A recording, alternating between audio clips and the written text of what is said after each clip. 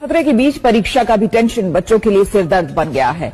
इसी दुविधा को दूर करने के लिए शिक्षा मंत्री सामने आए। राज्यों के साथ केंद्र सरकार की एक हाई लेवल मीटिंग हुई, जिसके बाद ये फैसला किया गया। दोस्तों, इस वक्त की सबसे बड़ी और चौंकाने वाली खबर सामने आ रही है। जी हां, बोर्ड परीक्षा 2026 को लेकर सरकार ने एक ऐसा ऐलान कर दिया है जिसे सुनते ही लाखों छात्रों के दिल की धड़कनें तेज हो गई हैं। इस बार की बोर्ड परीक्षा में ऐसा बदलाव किया जा रहा है कि अब तक कभी नहीं देखा गया था। सरकार और शिक्षा विभाग की ओर से जारी नई गाइडलाइन के मुताबिक 2026 में बोर्ड परीक्षाओं में छात्रों को अब एक नए पैटर्न के तहत पेपर हल करना होगा, और ये पैटर्न ऐसा है जो हर छात्र की रणनीति को पूरी तरीके से बदल देगा। अब छात्रों को अपने पेपर में पूछे गए सवालों के जवाब ठीक से उसी क्रम में देने होंगे जिस क्रम में प्रश्न पत्र में दिए गए हैं। यानी अगर पहला सवाल आपने सबसे आसान लगा तो बहुत बढ़िया, लेकिन अगर आप पहला सवाल मुश्किल भी है तो भी आपको पहले उसी का उत्तर लिखना होगा। अगर आप क्रम तोड़ते हैं, मतलब 10वें सवाल का जवाब पहले और पहले सवाल का जवाब बाद में देते हैं, तो इस बार आपको पूरे अंक नहीं मिलेंगे। इस नियम के पीछे सरकार का तर्क है कि इससे काफी जांचने में आसानी होगी और पारदर्शिता भी बनी रहेगी। लेकिन छात्रों का कहना है कई बार आसान सवाल बीच में होते हैं और उन्हें पहले हल करने से समय बचता है। अब ये सुविधा खत्म हो जाएगी क्योंकि ये नियम पूरे देश के लगभग सभी बोर्ड्स में